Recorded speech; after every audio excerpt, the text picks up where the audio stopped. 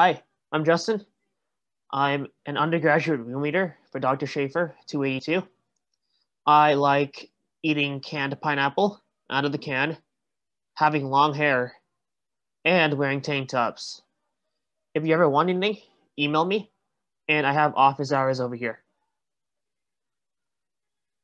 So I'm going to start out with bonds. Whenever I put two double stars, it indicates topics that I think are important. So let's start out with atoms. So I like to describe atoms as the smallest units of things, so that would be everything, with unique chemical properties. By unique chemical properties, I mean an atom is composed of a bunch of smaller parts, and these smaller parts are called subatomic particles. They're subatomic. So there are protons, which are positively charged, and they're in the nucleus, the center. There's the neutrons, which are neutrally charged, zero charge.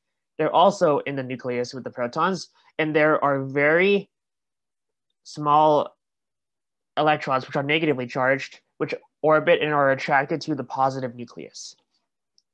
So how the general structure works is, you guys, this is definitely an iconic structure. And if we look over here, we can see that the electrons are moving in kind of in ellipses. That's not really how it works.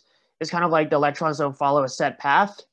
Is that they stick around the general area over here because they're attracted to the positive nucleus. The reason why they don't just stick to it and collide is because of different subatomic physics properties that you definitely don't need to know. So atoms generally want to be in their most stable energy state. This would mean their electrons are most stabilized by positive nucleus, and the positive nucleus is most stabilized by other electrons. But mainly electrons, actually. So what happens is that when an atom makes a bond with another atom, they are sharing or moving their electrons around to make a more stable configuration. Take, for example, O2. So you have oxygen bonded to another oxygen. The electrons that are being shared, they're being stabilized by not only one positive nucleus, but also a new positive nucleus. So that is a more stable configuration than before. So an anion is an atom with a negative charge. So there are additional electrons. A cation is an atom with a positive charge, which means there are less electrons. So now I'm going to talk a little bit about valence. So if you ever heard about the structure of an atom, you have that positive nucleus, and then you have electrons that kind of stick around because they're stabilized and they're attracted to that positive nucleus. So when electrons are negatively charged, which means like all negative stuff, they repel each other. So eventually, while those electrons want to be as close to the positive nucleus as possible, it's not possible for all of them to be around there if there are too many, because they repel each other. So what happens is that after you have your initial layer of electrons in a shell or like a level around a positive nucleus, they push out to a new level. And the outside electron level is called the valence shell. And the electrons in the valence shell are called valence electrons.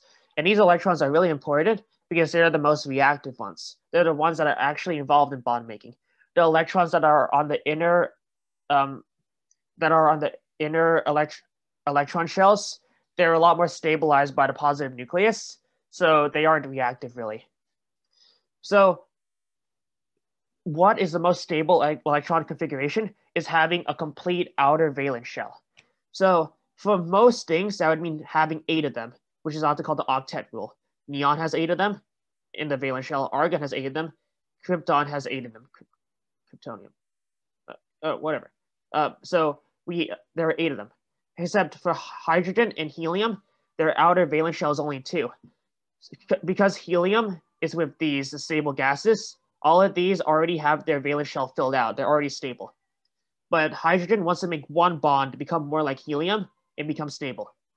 Oh, and also with each bond something makes, it gains access to an additional stabilizing electron. So over here with oxygen is a classic example. Oxygen wants to make 2 bonds because by making 2 bonds, it gains 2 electrons and it becomes more like neon, which is a very stable atom. And on the other hand, we might have something like calcium, which it would be easier for it to lose 2 electrons, 1, 2, and become more like argon and gain that full octet. So yeah, so we can figure this out by looking at the periods. 1, 2, we kind of skip the stuff in the middle. 3, 4, 5, 6, 7, 8. Over here, we need 2 more bonds. We need 3 more bonds. Over here, we need 4 more bonds. And over here, we need to lose 3. Over here, we need to lose 2. Over here, we need to lose 1. So that's how you determine how many valence electrons something has. This one has 1. This one has 2, 3, 4, 5, 6, 7, 8. And this column has 8 of them. Octet rule. So now we're going to talk about electronegativity.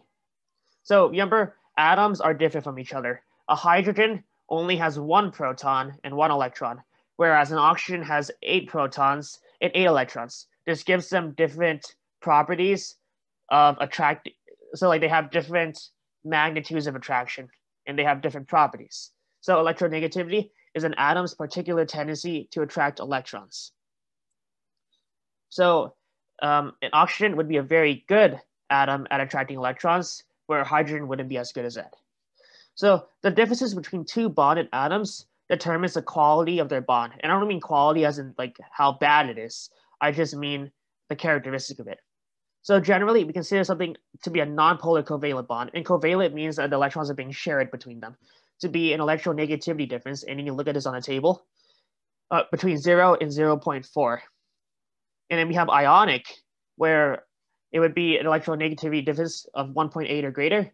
And in between, we have a polar covalent one, which is 0.4 to 1.8. It's not electronegative. The electronegativity difference isn't great enough to be ionic, but it's stronger than a nonpolar covalent difference. So we have ionic bonds, when the electronegativity difference is so big that one atom steals electrons from the other one. So in this example over here, the chlorine atom, if we go back, the chlorine is quite electronegative, and it needs to gain 1 electron, while sodium needs to lose 1 electron. So what happens is that the chlorine steals the electron of sodium and becomes a negative anion. And then the sodium one loses its electron and becomes a positive cation. So positives and negatives attract, so then they stick together really strongly. So this is common table salt. Then we have polar covalent. So this is when one atom is considerably more electronegative than the other one. So the electron that's shared has a higher tendency to be on the side of the more electronegative atom. What this means is that it's not as strong as the ionic one, where it literally takes it completely, but because of its nucleus structure and the positive charges, it has a better chance to have electrons and attracted near it, which means that it has a tendency to be a little bit more negative, and the less electronegative atom has a tendency to be a little bit less negative because it has a little bit less electrons hanging out over there. And we indicate this with the lowercase delta. So something that has a partial positive charge would have a delta positive, partial negative charge, delta negative. This is akin to like the plus and minus that we see in ionic, but we use delta to show that it's much weaker and that it wasn't a complete takeover or a complete loss of an electron. So the most classic example is water. So water, polar covalent. Oxygen is quite electronegative, and hydrogen is not electronegative. So what happens is that oxygen hogs the electrons. So as we see over here, this hydrogen used to have 1 electron hanging out over here, right? But after making the bond, what happened is that because oxygen has a tendency to hog it, the electron hangs out over here more, which means that this one tends to have a higher electron density, which means it's a little bit more negative. That's so. And on the hydrogen, it tends to have a little bit of a lower electron density, which makes it a little bit more positive relatively. So that's why we have these positive and negative dipoles. So nonpolar covalent is an equal sharing of electrons. We usually define this as an electronegativity difference of less than 0.4. That's all you need to know. But if you're interested, there is still dipoles being created. They're just extremely weak. So carbon and hydrogen is a classic nonpolar interaction. However, they are still different in their properties, and there would be a difference in their electron densities. but because it's so minute, it rarely comes into play, and it certainly won't come into play for this class. So they're non-appreciable. So here's a classic one, carbon-hydrogen bonds. And as you see in this diagram over here, the electron density is relatively equal, like they're shared, and that's why they display non-polar covalent characteristics.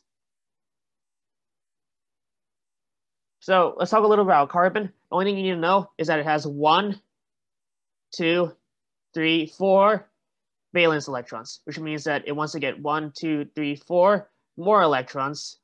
So it does that by making 4 more bonds. So carbon makes 4 bonds.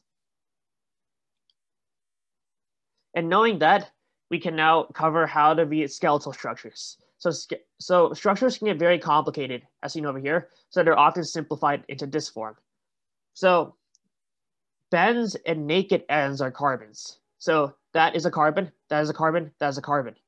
That is a carbon because it's a naked end. But this is not a carbon. That's a carbon, but is attracted to but is bonded to an oxygen, not a carbon. So a line is a bond. Over here, that would be a bond between carbon and carbon. Over here, this line would be a bond between oxygen and this carbon. And then a double line would be a double bond. There are 2 bonds going between carbon and carbon. When 2 elements are put next to each other, it's implied that there is a bond between them. So when you have OH, there is a bond between there, but it's not shown. It's implicitly implied. So as I said earlier, carbon wants to make 4 bonds to become stable, and hydrogen wants to make 1 bond to become stable. So carbon always has 4 bonds. So over here, we see that we can only explicitly see 2 bonds to this carbon. There's 1 over here and 1 over here. So the other ones are implicitly shown. So if you look at what I transcribed, this carbon actually has 2 additional hydrogens bonded to it. So for any carbon, if it does not have 4 of them, you replace the rest of hydrogen bonds. Right. So like over here, it has 1 bond over here, 1 bond over here, 1 bond over here. That's only 3 of them. It needs 1 more bond, and that bond is ultimately to a hydrogen. So this is an example that you can do. You can pause the video, or if you're reading the PowerPoint, then I guess this is relevant.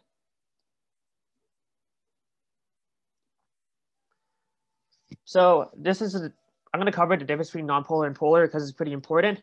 So polar, high electronegativity differences. And this is almost always bonds including NOF, nitrogen, oxygen, fluorine. I just remember it by thinking NOF because I think it's entertaining to say. So if something involves nitrogen and is pulling on something, it will usually create that electronegativity difference. So nitrogen, hydrogen, right? Nitrogen is pulling on that hydrogen, is becoming a little bit more negative. It has a partial negative dipole. Over here, it's getting its electrons hogged, so the hydrogen becomes partial positive. Same can be said over here. The oxygen is more electronegative than carbon, NOF, and this one becomes a little bit electronegative. I mean, sorry, a little bit negative. So it would have a partial negative dipole, and this one would have a partial positive dipole. And the same could be said for fluorine over here. Fluorine's tugging on that carbon. Fluorine becomes a little bit more negative, partial negative. Carbon loses a little bit of electron density, so it becomes a partial positive dipole. And this is for asymmetric pools. I'll talk about that right now.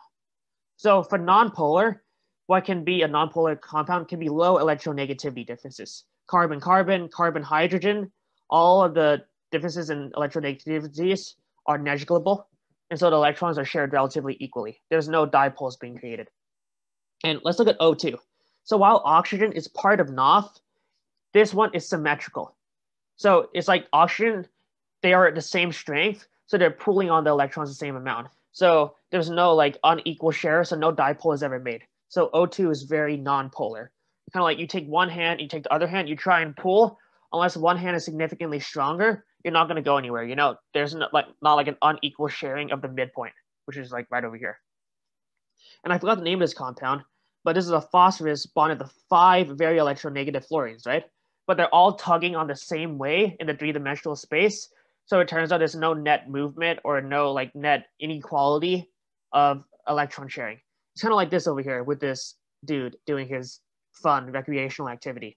While that looks pretty painful and the forces are strong, because they're equally distributed, nothing actually moves, unless it breaks.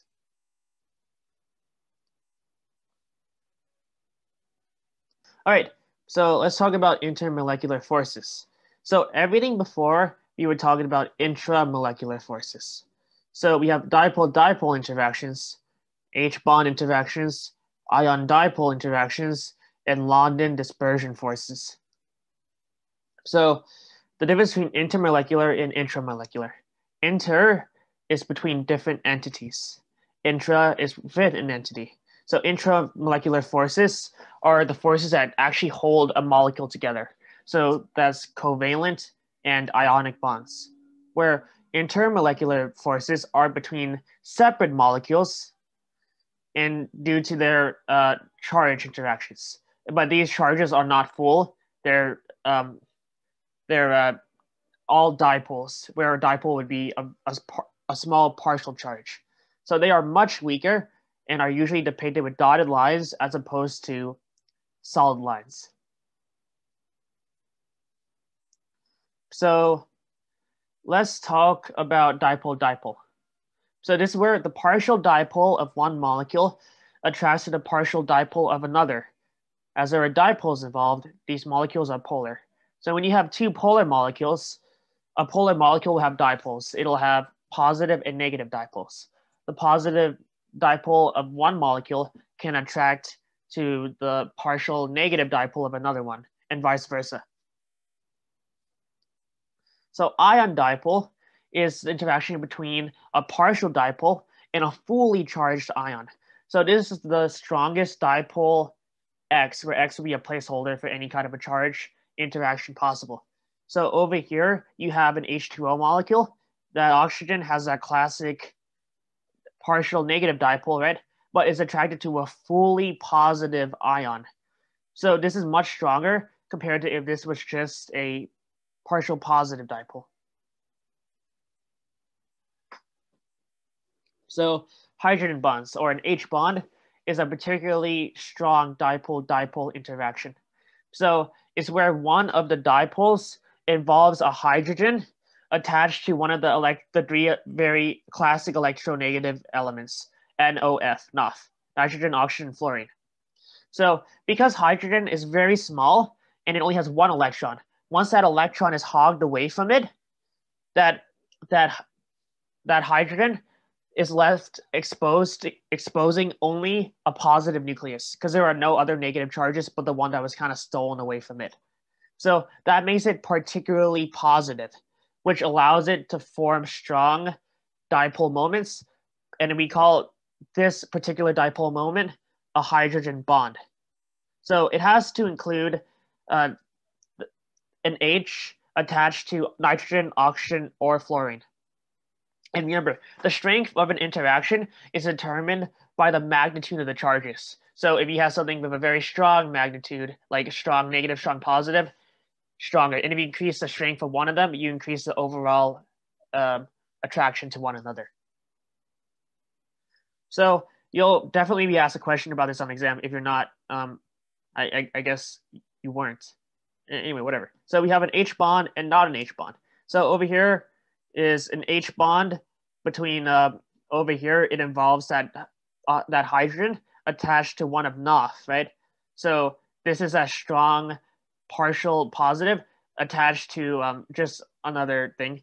And then over here with water, all of these are H bonds too between water molecules. So hydrogen attached to that electronegative oxygen part of NOF, it creates that dipole-dipole moment. This is an H bond. These are H bonds. They're intermolecular interactions, right? But if something is just bonded to an H, that's an intramolecular reaction.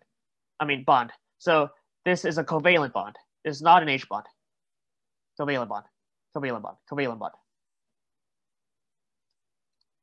So London dispersion forces are a little bit complicated, but there are tiny positional or induced dipoles present in all molecules. So molecules are not like stationary unless they're at absolute zero, but that's not even relevant. So you have a molecule is constantly vibrating a little bit.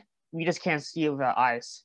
And because of those vibrations, is that it has a chance of becoming a little bit negative or a little bit positive with like incredibly small in magnitude dipole forces, like much smaller than a dipole one, right? But since all molecules have them, they with all the alternating charges, they can attract to each other. So this is most prevalent in a non-polar molecule because polar molecules attract via the stronger dipole ones, but the non-polar ones attract via the LDF force, the LDFs. So the larger the molecule, the stronger the LDF, and that kind of makes sense because the larger your molecule, the more random dipoles you have possible, which means the greater attraction.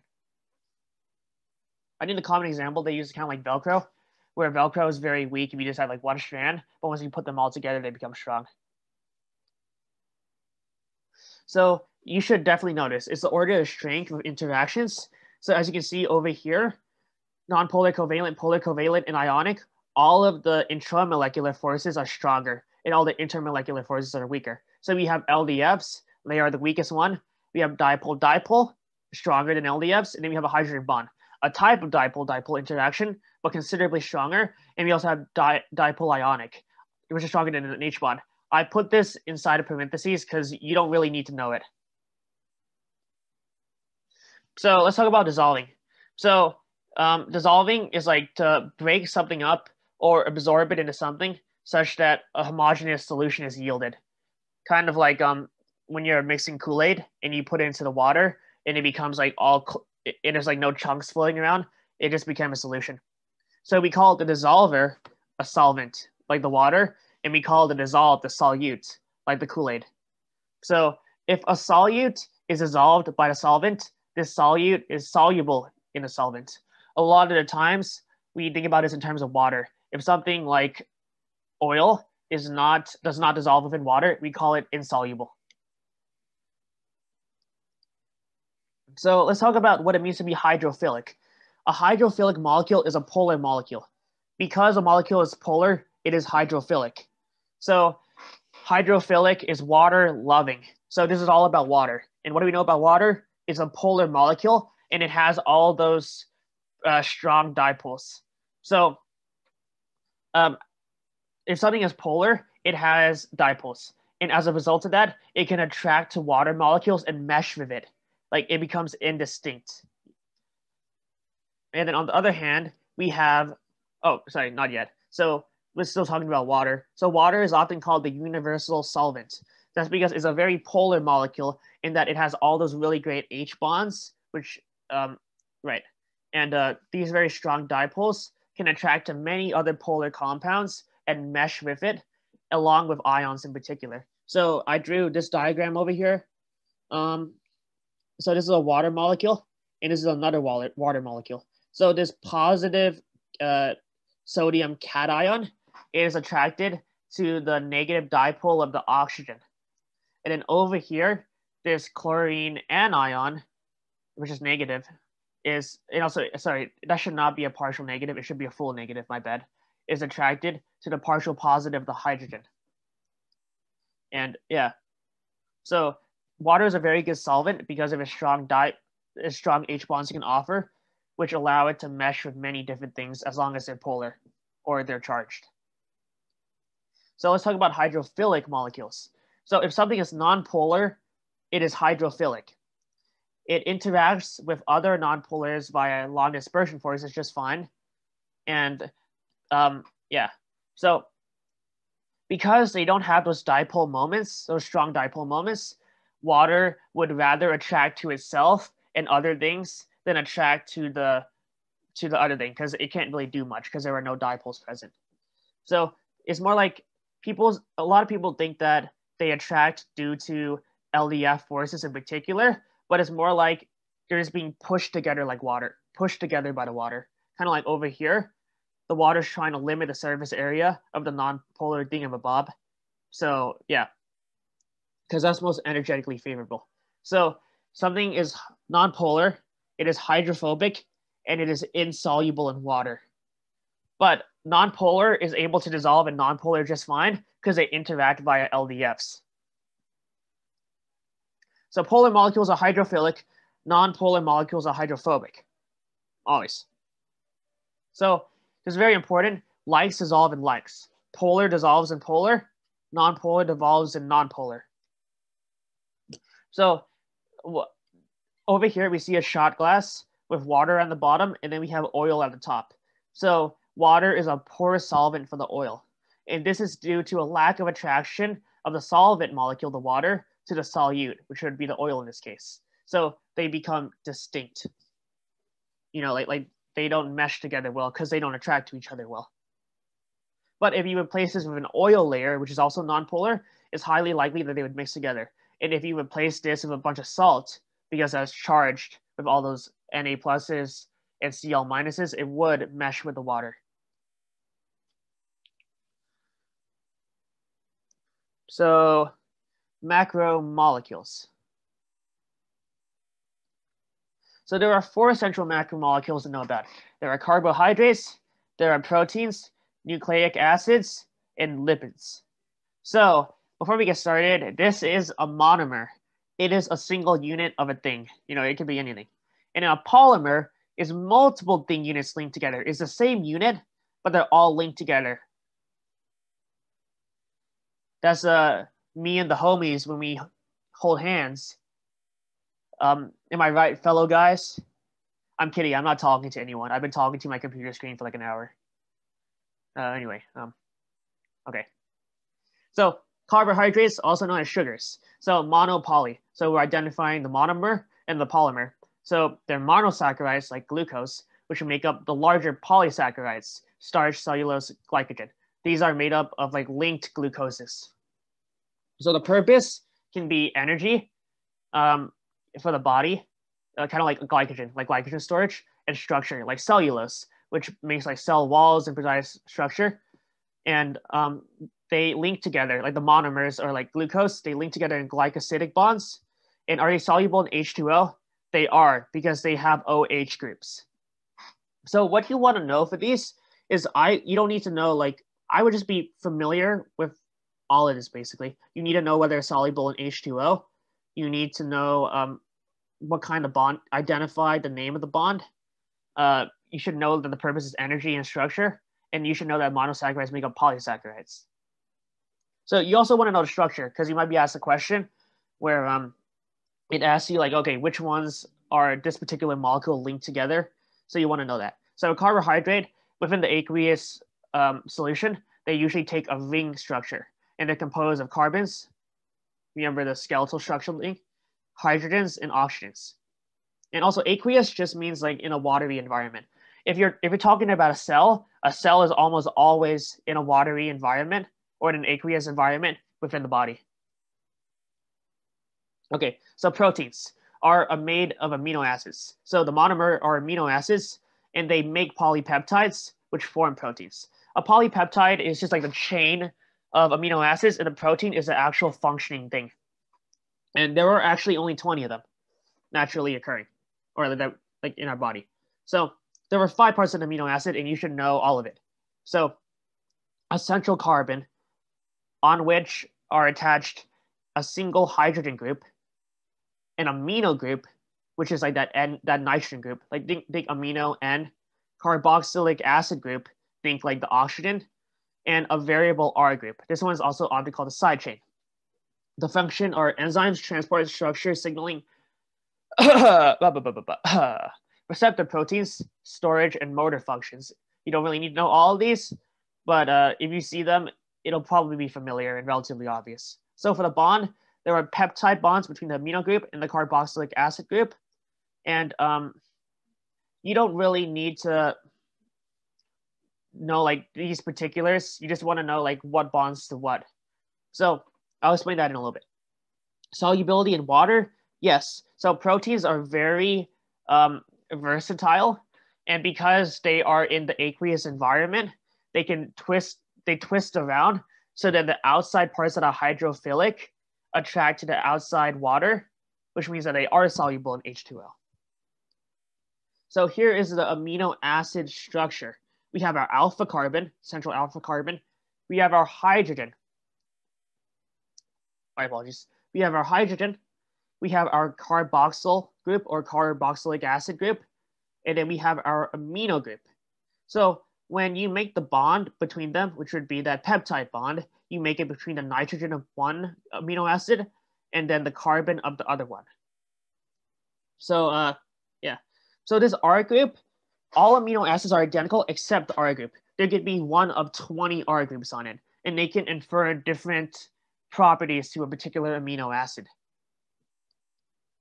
So this is some tips on how to differentiate between proteins. So if the R group is almost entirely hydrogens and carbons, it's nonpolar. So that would be an example over here with leucine. So also we have a nonpolar, hydrophobic, they go hand in hand. So leucine, oh my bad. So if the R group has a ring structure, that is hydrophobic because it's mostly carbon and hydrogens, even though there might be a little bit of OH. So, and if there's OH bonds on it, that means that you're looking at something that's polar, like this one over here. So polar, hydrophilic, like that. So if you're looking at something that's acidic or basic, a negative charge is acidic, a positive charge is basic, but I believe that will be given to you on the exam. So you'll be given questions on like, okay, what kind of amino acid would you want this kind of protein to have at this location to interact with this thing? So what you should think about is what kind of characteristics must the thing have to interact with another thing that also has its own characteristics. So for example, if you wanted to interact with something that was positively charged, you would want something that was negatively charged to interact with it. And then on the other hand, remember lice interact with lice, right? How nonpolar dissolves in nonpolar, polar dissolves in polar. The reason why it's dissolving is because it's attracting to it. So lice interact with lice. Nonpolar with nonpolar, polar with polar. So here are the general steps. Identify the characteristics of the other thing. Is it nonpolar? Is it polar? Depending on this, use the amino acid chart to find out which have a compatible R group. And I put this point over here that usually if you're looking at it and you're trying to find out what's the right answer, they'll usually give you something like, oh, here are 3 nonpolar ones and 1 polar one. The answer is probably the polar one because you couldn't differentiate between the 3 nonpolar ones. So an example is if it asks for proteins in a standard, no, that's not an example. If it asks for proteins in a standard aqueous environment, the external parts of the protein are outward and exposed to the hydrophilic water. I mean, because water is literally water. And so you would expect the amino acids on the outside of the protein to have hydrophilic or polar side chains / R groups. The inside part, I guess we haven't talked about membranes yet, but if you remember a membrane, it has that inside non-polar section. So proteins would be non-polar when interacting with non-polar stuff, like the fatty acids within a plasma membrane. Okay, so I pulled this straight from the PowerPoint in class, and I thought that it would be useful to go over it. So over here is asking what kind of property would we want A to have of this enzyme in order to interact with this part of the drug. So if you remember the skeletal structure, what's over here? It's an end, so there's a carbon, right? But carbon wants to make 4 bonds, and it only has 1 bond going over here. So then it has 3 implicit hydrogens bonded over here, right? So it's just carbon and only hydrogen. So this is clearly non-polar. So what do we wanted to dock at this A section, right? Remember, lice interact with lice. So we would want A to be non-polar. So then we go over here, we look at A. So it would be no charge, right? Because it's non-polar. And then it would be hydrophobic. Remember, they always go hand in hand. Hydrophobic, non-polar, non-polar, hydrophobic. Hydrophilic, polar, polar, hydrophilic. So you could never have this type combination. Just like you could not have this type combination. Okay, so let's move on. So let's look at this B over here. It gets a little more complicated, but it won't be that bad. So remember what I explained about the partial dipoles and how the one that's more electronegative will get that partial negative dipole, and the one that's less negative, electronegative, will get that partial positive dipole. So looking over here, that nitrogen has a partial negative dipole, and its hydrogen has that partial positive dipole. So that means that this is a little bit positive, so we want it to interact with something negative in order for it to attract. So we look over here, C and D are negative, right? But this one's hydrophobic, and this one is hydrophilic, right? But remember that polar molecules are the ones that have the dipole moments, and polar molecules can only be hydrophilic. So B would be D. Okay, yeah. So, and then for C, we do the same thing over here with O and C. So oxygen is that electronegative thing. So the more electronegative atom would have the partial negative dipole because it attracts electrons closer to it, and that would leave the other one with a little bit less electron density, and it would leave it with a partial positive. So over here, we see that C is interacting with something that has a partial negative.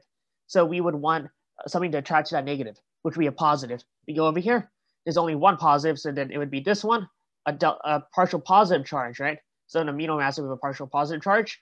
And because it has a dipole, it's polar. Because it's polar, it's hydrophilic, so that checks out. Are proteins soluble in water? Yes, they are. And so to kind of explain it, is that proteins, they are very flexible and they fold in an energetically favorable way. And that means that the polar stuff will attract to the water on the outside, mesh of it. So if you had a bunch of protein and you put it into water and you mix it up, you would probably see a clear solution. You wouldn't see much distinct. So nucleic acids are made up of nucleotides. So nucleotides are the monomer, and then they come together to make the polymer, which is DNA or RNA. So for your nucleotide structure, you have a 5-carbon sugar, but for now you can just think of it as a sugar. You have a nitrogen base, right? Which looks kind of like a sugar, but it has nitrogen in it. And then you have a phosphate group, which has that P. I'm not going to really go over any of this right now. Maybe for a different exam. And then, so for the bonds, the bonds between the nucleotides are called phosphodiester bonds. And they're made between the carbon of one and the phosphate group of another. So here are the purposes. For DNA, it's permanent information storage. And for RNA, it's temporary information storage. You don't need to know any of those. So are they soluble in H2O? Yes. So they have a negative backbone. Now, what's the backbone? I'll get to that. So over here is a nucleotide structure, right? So what happens is over here, the phosphate, once it makes that phosphodiester bond, it becomes a little bit negative. And the nitrogen bases link up with each other to create that classic. So like a DNA strand will link up with another DNA strand to create that classic double helix structure. And the backbone will be composed of these. And because that phosphate will be negative, it'll be negatively charged. And because it's negative, that means that it dissolves in water very well. So here are the structures. You have that sugar, right? And sugars often have OH on them. You have that nitrogen base, with nitrogens and whatnot. And then you have a phosphate group like that. Yes, nucleotides, nucleic acids are soluble in water. So lipids.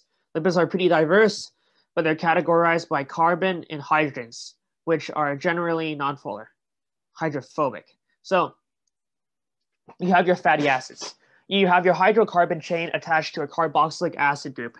So that would be, the carboxylic acid group would be like COOH attached to a huge chain of carbon and hydrogens, right? And you may be thinking, but that carboxylic acid group is polar, right? Which is true. However, it's so minute compared to all the other carbon and hydrogens that it is basically nonpolar. So here are the functions. Energy storage, that's a big important one. And also, of fatty acids.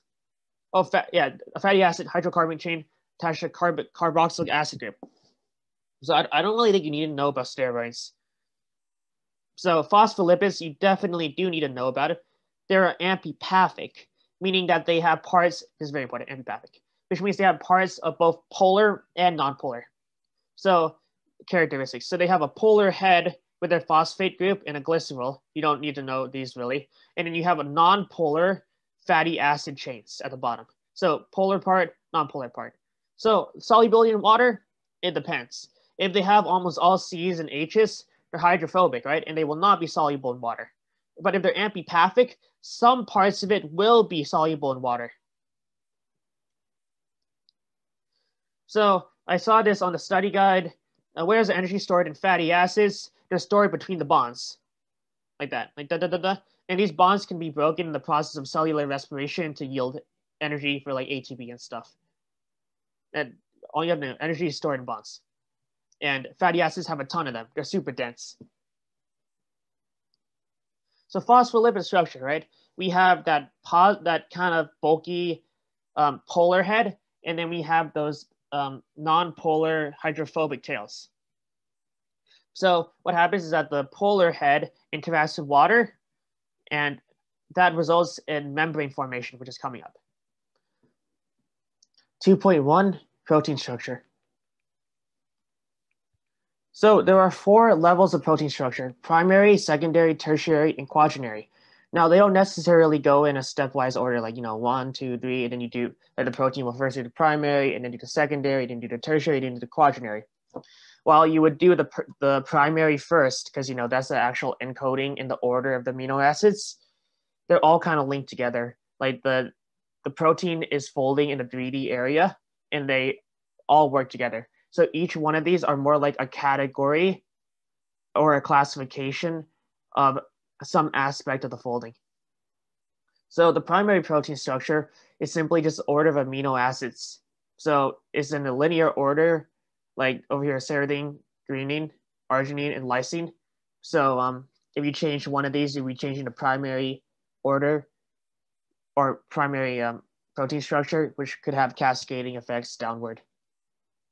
Okay, secondary protein structure are the H bond interactions of the amino acid backbone.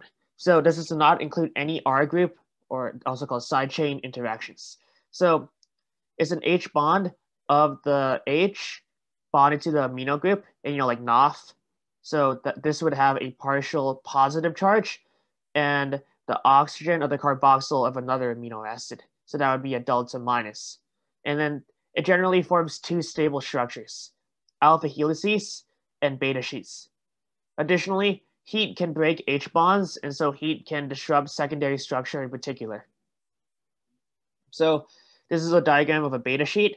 As you can see, they're lined up parallel to each other, and then there's a bond going from an H to an O, H to an O, H to O, and they're all over, stabilizing it. And the backbone is basically everything but the R group, and that's the R group over there. And then the alpha helix is where the backbone will twist, and it'll be stabilized in a helix structure. So tertiary protein structure, whereas before we were talking about the backbone, this time we're talking about all the R groups, which are what make an amino acid unique, or at least different from the 19 other ones. So or the R groups interact with each other in different ways. So ordered weak to strong, we have Lawton dispersion forces. So like non-polar side chains will mesh with each other pretty okay. We have dipole-dipole interactions of polar side chains. We have H bonds, which are a type of dipole-dipole interaction with the R groups or side chains that have the potential to H bond. We have some covalent bonds in the form of a disulfide bond, where I believe it's cysteine. Cysteine is the only amino acid that can make disulfide bonds, where you have a sulfur and a sulfur, and you actually covalently bond them. So they're much stronger than H bonds, and they usually are very helpful for creating a very rigid structure. And there's also ionic, which are like acid-base relationships. And in a separate category, we have hydrophilic and hydrophobic interactions with side chains. So here's a little bit more on that. So because a protein is usually present in an aqueous environment, that means that you have to think about a structure in reference to water. So hydrophilic side chains will tend to attract outwards to water. So you would expect the amino acids found interacting with the water to be polar, so it can interact with it. And then the hydrophobic side chains will be packed inward. And acids and bases are charged, like positive or negative, and because of that, they'll attract outward to water, which is very polar. So if you're given a question where the environment is composed of fatty acids instead, such as within the plasma membrane, you would expect that the amino acids of the protein that interacted with the nonpolar fatty acids, you'd expect the R groups of those to be nonpolar. Quaternary protein structure is where multiple protein chains interact to make a complete functioning protein. So not all proteins will have this, but a polypeptide is simply just the polymer of amino acids. And the protein is the thing that once actually functioned and folded, does the action. So hemoglobin needs 4 different polypeptide units in order to make the functioning hemoglobin protein. So that's quaternary structure. So protein denaturing is where your protein unravels, and it can be reversible, it can be not reversible. But here are the 2 things that you should know. You should know that heat can do it, and changes in pH along with mutation. So heat can break H bonds. The H bonds, there are a lot of them in secondary structure, and there are also a lot of them in tertiary structure. They can be in quaternary too. And changes in pH can mess up so much. So pH is a measure of H plus present. So if you have too little H plus or more H plus than usual, then those can really disrupt the different negative and positive or dipole interactions. And with a mutation to the primary structure of a protein, that can have detrimental impacts to all the other structures. Yeah, to all the other structures. So if you change that one up, you might instead replace it with an amino acid with a different R group. So you would impact the tertiary structure for sure. And maybe that amino acid was important for linking polypeptides together. So you might affect the quaternary one. And because of the way it's folding, you might actually infect the backbone too in secondary structure, because it might fold differently or contort in a different way because of that. So a lot of the different levels are affected. So here's a reminder, and I probably have another one going on, is that when you're examining whether molecules will interact or whether they will not interact, you want to think about the most likely combination that would make for the most attraction. So like whether they would interact. So you want to likes with likes. So nonpolar and nonpolar will go with nonpolar and nonpolar with LDF forces. Polar and polar will go together with either dipole or dipole bonding or H bonding. And then, there's always negative and positive. So there's a full negative with a full positive. There's a partial negative with a partial positive. And then it could go either way over here too. So you might get a question like, okay, so you're trying to replace an amino acid. What amino acid could you substitute that would most likely have the least detrimental effects on the protein? So you want to think about what are the properties of the old amino acid? Let's say that you found it to be nonpolar, and then so you want the same interactions. So then you would select a nonpolar amino acid to replace it. So we're almost done. This is about cell membrane and its selective permeability. So the cell membrane encloses cells, and it is composed of lipids and proteins. As a result of that, is often called a mosaic model with everything's very fluid, everything's always moving around, and there are 2 general components, which would be lipids and proteins. So they're primarily composed of phospholipids, where, remember, phospholipids, they have that hydrophilic or polar head, and then they have the nonpolar fatty acid chains. So this is amphipathic. So what will happen when it's exposed to an aqueous environment is that it'll naturally form an encapsulation.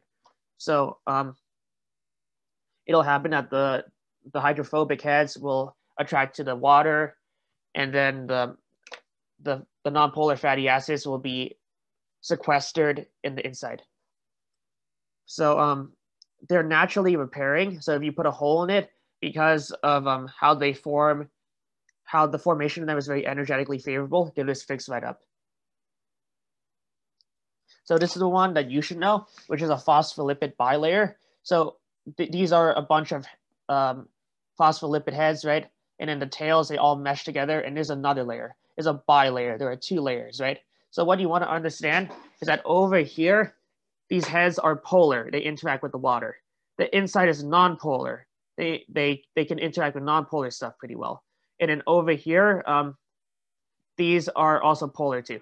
So this could be like the outside, and this could be the inside. But remember, like, okay, so like the inside of a cell is called the cytosol. well, that is composed of primarily water. It's still an aqueous environment. Both sides are aqueous. So both sides will have the polar heads facing outward. And this would go all the way around. It's not like it's open or anything like that. So now we're going to talk about diffusion, which is the favorable random movement of particles from an area of high concentration to low concentration to achieve an equilibrium or consistent concentration. So think about it like you have like a bathtub, and then you put a bunch of food coloring in it. Well, there'll be a bunch of it where you put it, but over time it'll naturally spread throughout the entire bathtub, and it'll become at equilibrium. It is just spread out naturally or passively. So a concentration gradient is a measure of the difference between the concentration of two areas. And then generally a larger concentration gradient corresponds with higher rates of diffusion. So yeah, if you, in that bathtub, if you put in only 1 drop of the food dye, it would take longer to diffuse compared to if you put like, I don't know, the entire bottle. So this is called going down concentration gradient. So the particles where there's high concentration will go down to a lower concentration, and it will equalize the equilibrium. And there's passive no input required. And in order to go up a concentration gradient, this is not diffusion, is active, is unfavorable, and it will require an input of energy. So this is diffusion, right? It's a passive process that over time, the particles will move from an area of high concentration to low concentration. But you see, like, not all of them travel. They just equalize to around the same amount. So the cell membrane is selectively permeable. This is very important. So if you think about a structure with the phospholipid bilayer, you have the polar heads over here, and then you have the nonpolar fatty acid tails over here, and then the polar ones over here, right? And then you have water all around. So some things are able to pass the membrane without additional help, some aren't. So in order from easiest to diffuse to hardest, you have nonpolar molecules like O2. So nonpolar molecules, they aren't held back by the water. They don't attract to the polar heads. They can just slip right in, you know, like right through.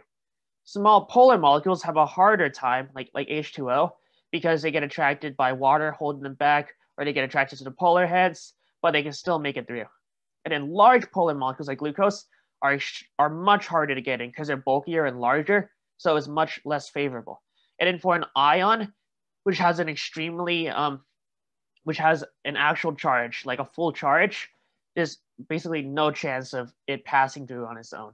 So it would get stuck at the polar heads, or it would just stay dissolved in the water. So it needs some kind of help to get in. So here are some tips on cell membrane problems. The more polar groups something has, the more polar it is, and the harder it is to diffuse across. The presence of a positive or negative charge on a molecule makes it significantly harder for it to just pass by via regular diffusion. I'm pretty sure it's impossible in most situations. And if you remember that things that are exposed to water are polar/hydrophilic, things that are exposed to the inner fatty acids are nonpolar/hydrophobic. You want to think about that when you're trying to think about the characteristics of different transmembrane proteins. So we're going to cover the rest of it. So transport proteins. So they're proteins embedded in the plasma membrane, which assist with the transportation of molecules past the plasma membrane, both in and out of the cell. So they can do, they have some general purposes. One is allowing usually non-permeable molecules to travel through. So this could be like ions and glucose. Well, first of all, an ion would never get in, right? And so you can add a channel that is specific to the ion and only let that ion in. So it's still selectively permeable because you're selecting for that ion. So transporting molecules against their concentration gradients. So we use a lot of glucose, which is a sugar, to form energy for our cells. And we needed a lot more than passive diffusion can offer. So we usually want to pump in glucose against its concentration gradient. So we would need a transport protein for that. And increasing the rate of diffusion. So H2O can get in. It's a small polar molecule, but we need a lot of H2O. So we have special protein channels called aquapores, which let them in. So that would increase the rate of diffusion by giving it a more favorable entrance point. So there are two general types of transport. One is passive transportation, which is basically just diffusion. So the cell membrane uses it for a lot of gas exchange, so stuff like CO2 and O2, which are nonpolar.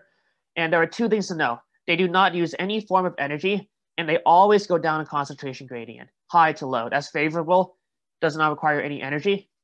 And there are two types. There's simple diffusion, where like small nonpolar stuff are able to just pass through the membrane, no problem. And it's facilitated diffusion, such as an ion channel or an aquapore for water, where it's still the mechanism by which it goes in is still diffusion, but it needs some help to do that. Active transport uses some form of energy, and it moves stuff against the concentration gradient, where passive would only move it down a concentration gradient, which would not require energy. Active transport moves it against it, which requires energy. So an example would be cells need a lot of energy, glucose, and facilitated diffusion isn't enough to match the need. So cells need a lot more glucose in the extracellular environment, and it needs to use energy to pump it from that environment into the cell in an unequal amount. So there are two types. Primary active transport, which is the direct use of ATP to transport molecules. ATP is an energy molecule. You'll learn about it more later. And secondary active transport is the usage of a gradient to transport something. So remember, like a concentration gradient is where like there's an inequality on one side. So primary active transport uses ATP to establish a gradient essentially, because it goes against the concentration gradient. And these gradients can be used to power other processes and other transports. So while secondary active transport isn't directly using ATP, if there was no ATP expended or no ATP available, it would not be working. So protein channels are a type of transmembrane protein, a transmembrane protein being one that goes from one side to the other one, that is passive transport, which is useful for molecules that don't usually easily pass the membrane, like glucose, ions, water. And then transmembrane proteins are kind of tubular in that it's kind of like putting a straw into it, right? But a straw is very specific to the molecule that it wants to attract to. So it's still selective. And it could be like the inside of the straw or the inside of the protein is specific to a certain thing. So it gives that thing a favorable passage into it. So, for ions, they're called ion channels. And if for water, they're called aquapores. And this process is called facilitated diffusion. The mechanism by which they move is still diffusion, but in order for them to move past it, they needed the help of a protein channel. It needed to be facilitated. And here's more on protein channels. As you can see over here, these are ions. They're sodium cations. And without the channel, they cannot pass the membrane. But with the channel, they can pass the membrane. But as you see over here, there's an equal concentration. It did not move against the concentration. It moved down a concentration gradient. So it just moved to equalize the equilibrium. 5 over here, 5 over here, 10 over here. And then over here, you can read a little bit more about it later. But if you're asked a question about, okay, what amino acid will be around over here, this is a channel. And let's assume that it's transferring something polar. My bad. I've been at it for a very long time. Polar.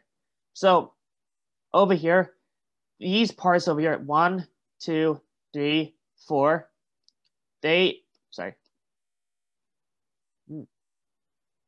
interact with water.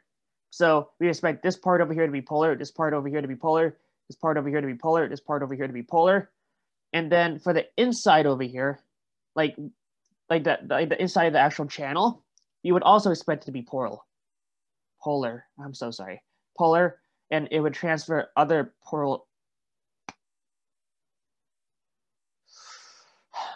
polar stuff. So that would be a favorable interaction.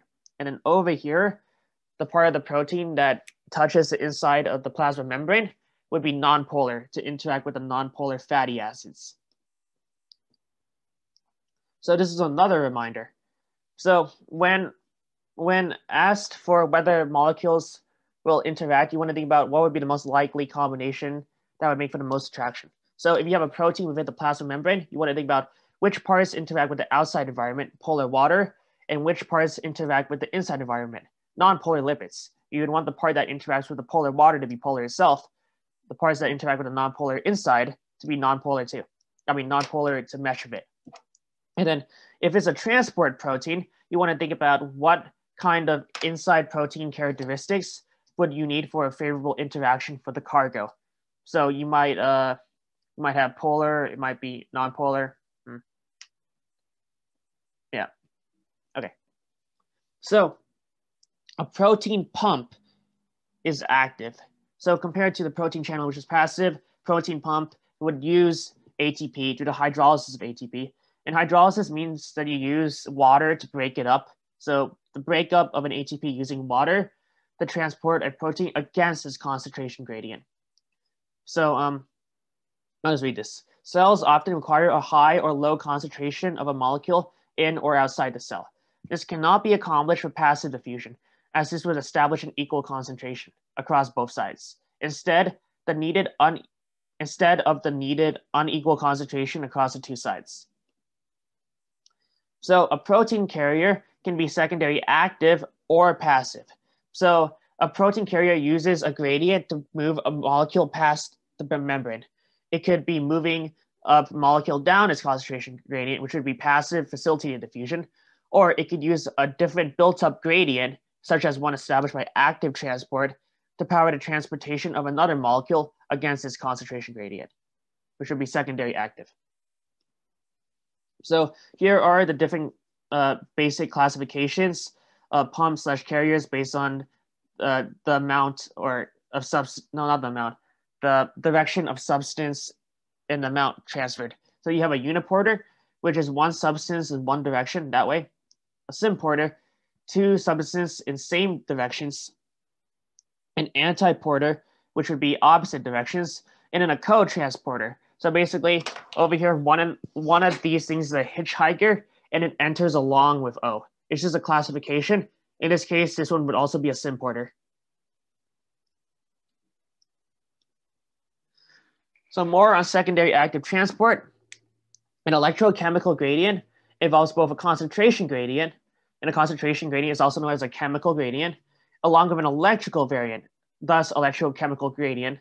And then there's a membrane potential present, meaning there's a difference in charge on one side to the other one. So not only do you have the chemical gradient, but the ions are also attracted to opposite charges, which builds up more potential energy. There's an example coming up that might clear it up. So secondary active transport utilizes some form of a concentration gradient to transport a different, less favorable molecule against its concentration gradient. This is not a direct usage of ATP, though it would not be possible without ATP, because the ATP was needed to establish the gradient that it needs. So just a quick side note, for diffusion problems, the fusion reaches an equal concentration of substance throughout an area. So if you're given a question where you observe the amount or concentration from two sides becoming equal, passive transport or diffusion is being achieved. But if the two concentrations are becoming more discongruous, I don't know, there's most likely some form of active transport that allows this concentration equality by going up a concentration gradient. So this is a classic example of primary active, which is the sodium-potassium pump. So ATP is used to pump 3 sodium ions into the extracellular space and then 2 potassium ions into the cytosol. So yeah, active uses that to pump it, and this would be an antiporter. So if you look over here, while both of these are cations are positive, we see that more positive is put on the outside and less positive is put on the inside. So eventually, after you keep on doing it, you'll build up a more positive outside with a bunch of ions that want to get back in, and you build up a bunch of less positive, so more negative stuff on the inside. So when you build up the positive charge over here and a negative charge over here, so that means that ions want to rush from one side to another. So there's a lot of electrochemical energy built in. So it's relatively more negative. There are three consequences of this. Outside has a lot of Na+, inside has a lot of K+, inside is negative and outside is positive, and this is an electrochemical gradient. So secondary active, sodium glucose cotransport. So this transports glucose into the cell or the cytosol. Remember that glucose is wanted in high concentrations, so you need to actively transport it because facilitated diffusion would not be enough to meet the needs of the cell, the energy needs. So the sodium glucose cotransport, which means that one is a hitchhiker, in this case, it would be the glucose would be the hitchhiker, uses a gradient established elsewhere to do its job. So in this case, it uses the gradient, the electrochemical gradient established by the sodium potassium pump. So okay, so as the ions are trapped across the membrane, there's a lot, and they want to get to a particular charge. There's a lot of electrochemical potential built up. So you can harness this. So you can have the carrier, which is the sodium glucose carrier, that will allow ions in. And as the ions rush in, they'll also allow glucose in. So in that way, you put more sodium into the cell, and you also put more glucose in the cell. And that's why you have to keep on pumping. And this is throughout most of our cells, where this has to keep on going because different processes are using the built-up electrochemical gradient to do work. All right, we're almost done. So a little review from chemistry. Molarity is a measure of how concentrated or dense a solution is with solutes. So an example would be you have a bathtub with 16 spiders. A bathtub with 16 spiders has a lower molarity or density of spiders compared to a Dixie cup with 16 spiders. While the amount of spiders or solute remain the same, the concentrations are different. So I talked about that to talk about osmosis. So osmosis is the diffusion of water, but it's a little bit weirder. So osmosis is a movement of water, through aquipores to equalize molarity. So this is in situations where the solute is unable to move from location to location. For maybe there's a plasma membrane in place, and then there's only ions present, and water is able to. So water will move from the area of low molarity to the area of high molarity. This increases the molarity of the first area while decreasing the molarity of the second region via dilution. This results in more equal molarities. Now, this is pretty confusing, and I would draw it out to really understand it, but I have some tips for that.